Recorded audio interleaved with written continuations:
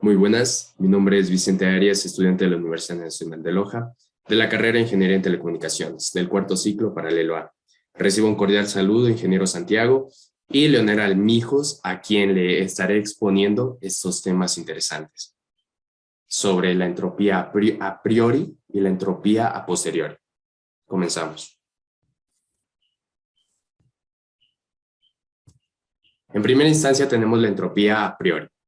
Se define la probabilidad de A como la probabilidad de los símbolos de la entrada. Bien, también es la probabilidad de tener a la entrada del canal un símbolo determinado, como ya lo vamos a ver minuciosamente en un ejemplo, que luego lo vamos a presentar. Entonces, también podemos decir que es la cantidad de información a la entrada o a la salida del canal. Y la entropía de A es la incertidumbre promedio, el número de bits necesarios para representar un símbolo de la fuente. Y aquí, como puedes observar, Leonel, tenemos las expresiones para poder calcular esta entropía, tanto a la entrada como a la salida. Que a la entrada es la entropía de A es igual a la sumatoria de la probabilidad de A por el logaritmo de base 2 de 1 sobre la probabilidad de A. Con el puntero. Y la expresión para la entropía a priori en la salida, pues va a ser básicamente lo mismo que aquí, simplemente que vamos a fijarnos en la probabilidad de B. Continuamos. Bueno, en esta parte vamos a ir analizando los conceptos teóricos y luego vamos a ir con el ejemplo. ¿Está bien? Ya. La entropía a posteriori. Se define como la probabilidad de A, dado que B, o sea, una entrada, o bueno, en este caso la salida, como la probabilidad a posteriori. Es la probabilidad de que el símbolo de entrada sea AI después de recibir el símbolo BJ a la salida del canal. La entropía de A, dado B, recibe el nombre de equivocación de A con respecto a B, debido a que representa la pérdida de información en el canal, esto llamado como entropía ruidosa. Es una medida de la incertidumbre promedio en cuanto al símbolo transmitido después de haber recibido un símbolo. Es la incertidumbre promedio del símbolo de entrada, dada una salida B. Es decir, vamos a medir la entropía teniendo una entrada dada una salida. En este caso podría ser 0 o 1. Ya lo veremos después. Y también podemos calcularlo en viceversa, ¿no? La entropía de B dado A, o sea, la entropía en la salida dado una entrada. Es la incertidumbre promedio del símbolo recibido dado que A transmitió. Aquí podemos observar las expresiones que nos ayudan a calcular esa entropía, que básicamente es la entropía en la entrada de A dado una salida B, que es la sumatoria de la probabilidad condicional de A dado B por el logaritmo de base 2 de 1 sobre esta misma probabilidad que ya habíamos mencionado. Y lo mismo con respecto a nuestra entropía posteriori de la salida B dado una entrada A. Bien, pasamos al ejemplo donde vamos a analizar este caso en concreto, donde tenemos un diagrama de una entrada. Bueno, este sería un diagrama de un canal binario simétrico, el cual tiene dos entradas y dos salidas, ¿no?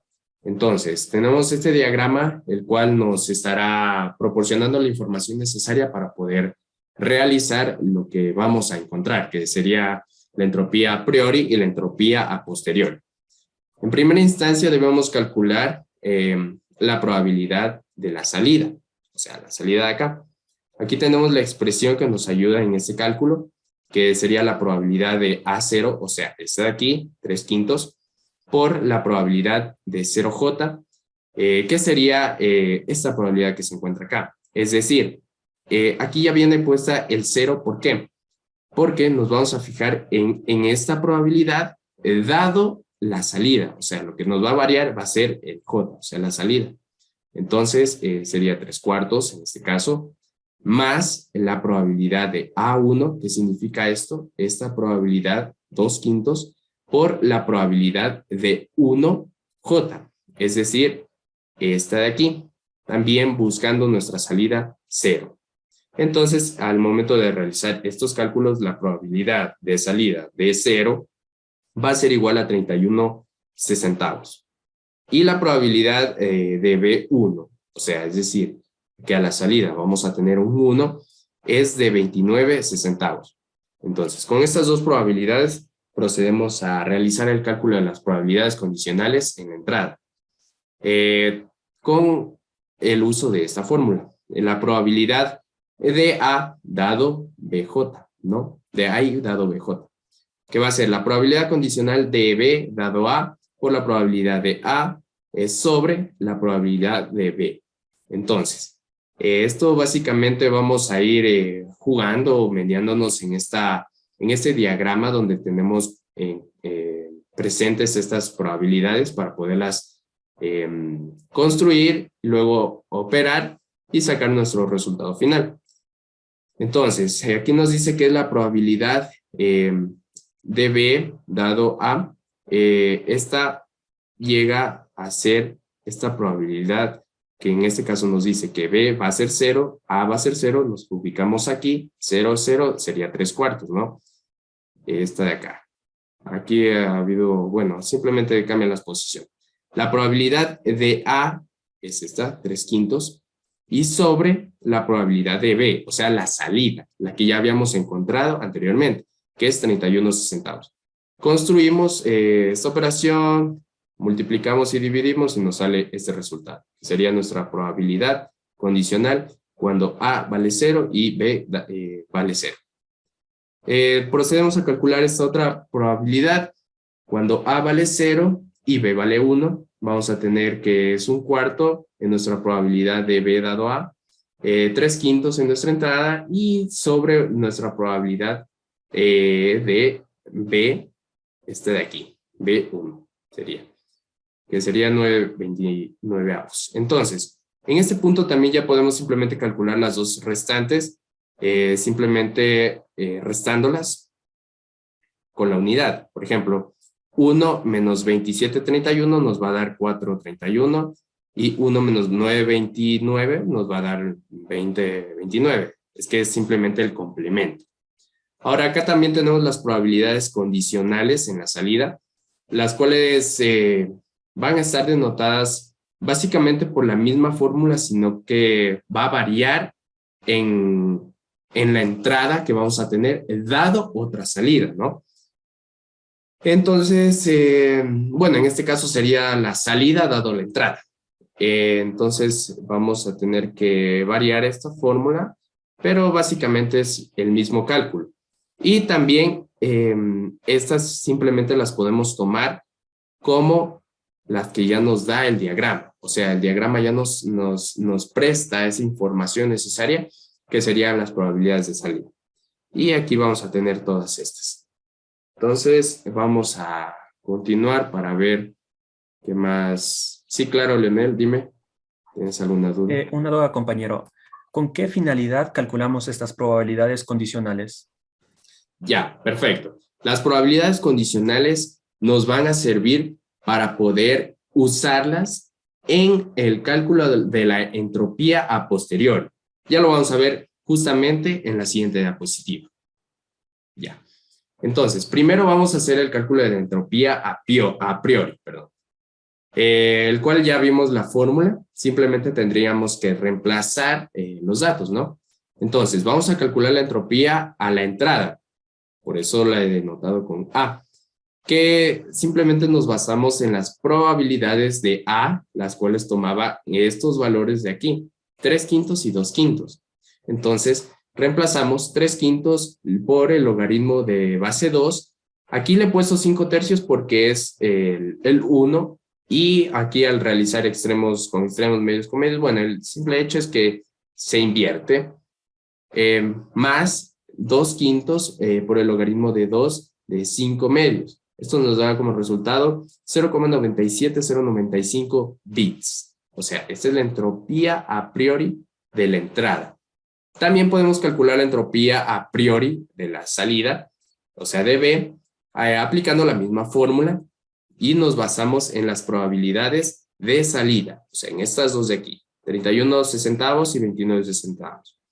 Entonces, procedemos a realizar el cálculo respectivo, sumamos y nos va a quedar 0,999,19 bits. Bien, ahora vamos con lo que prácticamente nos corresponde, que es la entropía a posteriori.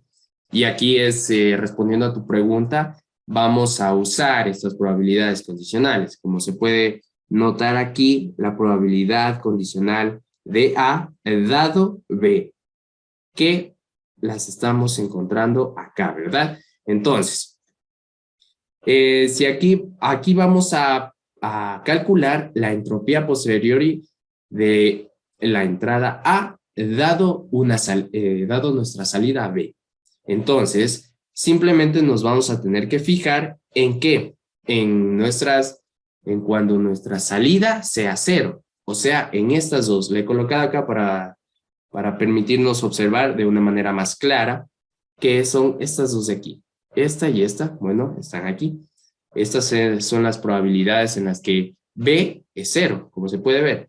B es cero y aquí las vamos a usar. Entonces va a ser la sumatoria de ¿qué? De 27,31 por el logaritmo de base 2 de 31,27 más 4,31 por el logaritmo de base 2 de 31,4. Como resultado tenemos 0,55477 bits. Bien, ahora en la entropía posteriori vamos a hacer lo mismo que estábamos haciendo en la primera que calculamos. Ahora nuestra salida va a variar, va a ser 1. Entonces nos vamos a fijar en nuestras probabilidades condicionales donde B sea 1. Entonces, para mayor comodidad las he puesto acá. Sería 9,29 y 20,29 avos. Entonces, procedemos a calcular el logaritmo de base 2, lo sumamos y nos sale una respuesta de 0,89357 bits.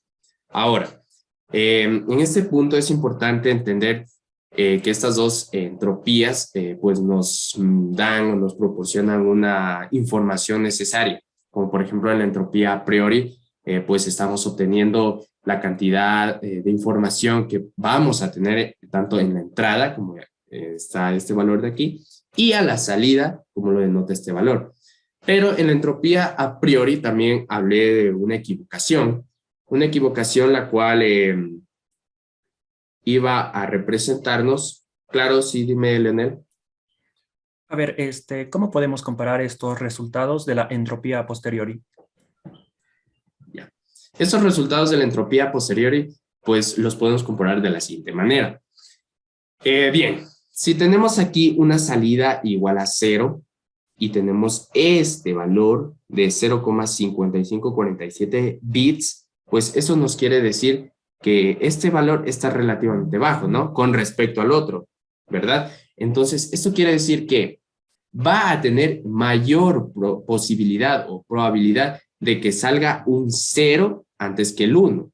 Entonces, reiterando nuevamente para que quede claro, si aquí en la entropía posteriori el resultado es menor, va a tener mayor probabilidad o mayor posibilidad de salir este símbolo que estamos escribiendo aquí, es decir, el 0.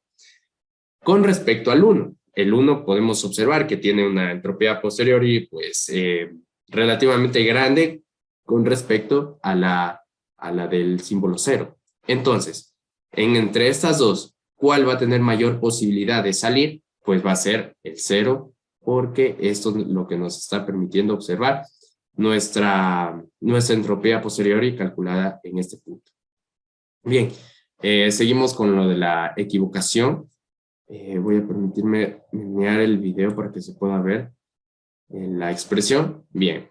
Entonces, en esta parte estaba explicando que había topado al inicio de que básicamente la entropía posteriori representa una equivocación o también llamada la entropía ruidosa. Entonces, esta básicamente se la puede calcular de esta forma. que sería la entropía de A dado B, es igual a la sumatoria de la probabilidad de A dado B por la probabilidad de B, ¿no? Entonces, procedemos a resolverla. Simplemente tenemos que reemplazar valores y y sumar, perdón, y ahí estaríamos. Entonces, la entropía de A dado que B es igual a 0, o sea, este valor de aquí que lo tenemos, lo vamos a ubicar aquí, por la probabilidad de cuando B es igual a 0. Si nosotros regresamos, aquí la habíamos calculado, nuestra probabilidad de salida, o sea, 31 centavos, ¿ya? Más la entropía cuando tenemos una salida de 1, o sea, 0,89357, por la probabilidad de salida de un 1, que sería 29 centavos, y al realizar los cálculos respectivos, pues vamos a tener el resultado de 0,71852 bits en la equivocación. Entonces, sí, claro, dime, Leonel. En este ejercicio presentado, podemos considerar que el nivel o grado de equivocación es alto o bajo. Bien, muy buena pregunta. Considerando que este resultado de la equivocación es 0,71852, pues podríamos estar considerando que este valor está un poco alto, ¿no? Es decir, que en nuestra transmisión, en nuestro enlace para poder transmitir desde una fuente nuestros bits, o sea, nuestra información, sí va a existir una equivocación considerable, porque aquí lo estamos pudiendo observar en el cálculo de esta equivocación. Entonces creo que sí, esto sería básicamente todo con respecto a la entropía a priori y a posteriori, habiendo estudiado un poco de la teoría y luego viendo el ejemplo donde podríamos ver plasmado cada uno de los conceptos y también aplicando conceptos anteriores, como por ejemplo la probabilidad condicional, aplicando el teorema de Bayes, para poder llegar a los resultados finales. Bien, esto es simplemente la bibliografía de donde se ha podido tomar los datos y bueno, eso es todo. Creo que sí está bastante claro y es importante entender estos temas porque es ahí donde vamos a poder interpretar de mejor forma cómo es que la información se puede transmitir de un punto a otro, ¿no? Y también cuál es la información que llega y cuál otra que se pierde. Entonces, espero que haya quedado todo claro, Leonel.